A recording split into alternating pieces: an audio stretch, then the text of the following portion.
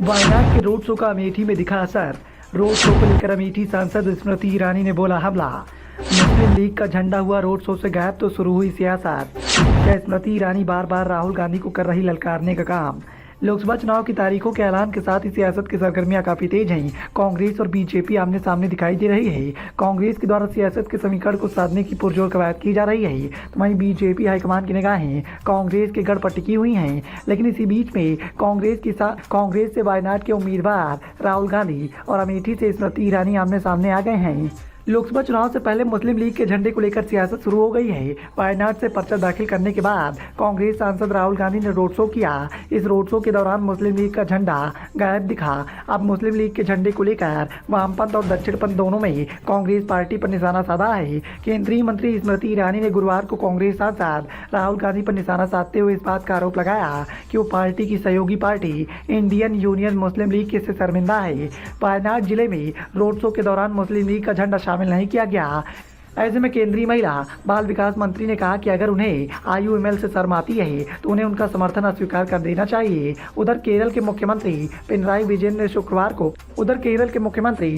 विजयन ने गुरुवार को वायनाड में राहुल गांधी की रैली में कांग्रेस के साथ मुस्लिम लीग के झंडे के गायब होने पर कांग्रेस की आलोचना की। विजयन ने कहा कि कल ही कांग्रेस के शीर्ष नेता ने वायनाड से अपना नामांकन दाखिल किया था। इसके तहत एक रोड शो किया गया। स्वाभाविक रूप से उनके समर्थक उनके साथ थे, लेकिन ध्यान देने वाली बात ये सामने आई कि उनकी पार्टी का झंडा वहां नहीं था। ऐसे में क्या रुख वो अपना रहे हैं कि हमें मुस्लिम लीग को वोट देना चाहिए क्योंकि उनके झंडे नहीं हैं। कांग्रेस इतना नीचे कैसे गिर सकती है। मुस्लिम लीग के झंडे को दुनिया से छिपाने के लिए अपना झंडा भी लिया। मुस्लिम लीग केरल में कांग्रेस के नेतृत्व वाली यूडीएफ के साझेदारों में से एक है और केरल विधानसभा में इसकी 15 सीटें हैं। जाहिर सी बात है इससे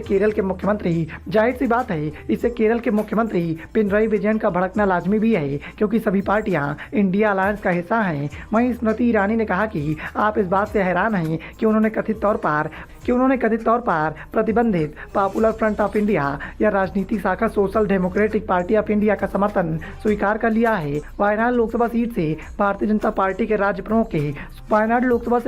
पार्टी के उम्मीदवार राज्य प्रमुख के सुरेंद्रन के नामांकन दाखिल करने के बाद पत्रकारों से जब बातचीत की गई और पत्रकारों ने सवाल पूछा तो उनका समर्थन करके राहुल गांधी ने नामांकन दाखिल करते समय संविधान की शपथ का उल्लंघन किया है। स्मृति ईरानी ने इस बात का सवाल भी खड़ा कर दिया। स्मृति ईरानी ने इस बात का सवाल भी उठाया कि इंडिया गठबंधन में प्रधानमंत्री पद का उम्मीदवार कौन है और क्या गांधी उस पद के लिए स्वीकार्य विकल्प थे। उन्होंने कहा कि ऐसा तो यह एक ऐसा गठबंधन है जिसका कोई भी नेता नहीं है, कोई नीति नहीं है, इसकी नीयत लूटना है, जिसे भारत का हर नागरिक जानता है। स्मृति ईरानी ने इस बात का दावा किया कि इंडिया गुट बिखरा हुआ है क्योंकि गठबंधन के भीतर सहयोगी कांग्रेस और वामपंथी दल हैं। वायनाड लोकसभा निर्वाचन क्षेत्र के साथ साथ पूरे राज्य में एक दूसरे में लड़ाई में थे। स्मृति ईरानी के द्वारा जिस तरीके से लगातार राहुल गांधी का विरोध किया जा रहा है, उससे एक बात तो साफ है कि अमेठी लोकसभा सीट से एक बार फिर से उम्मीदवारी पेश कर रही स्मृति ईरानी बार बार राहुल गांधी को इस बात से अवगत करा रही हैं कि वो चुनाव आकर लड़ें। चुनाव के लिए बार बार स्मृति ईरानी के द्वारा राहुल गांधी को ललकारा जा रहा है। अब देखना यह है कि क्या राहुल गांधी स्मृति ईरानी की चुनौती को स्वीकार करेंगे या फिर अमेठी से चुनाव न लड़ने का ऐलान कर देंगे। Bureau report, the noise of India.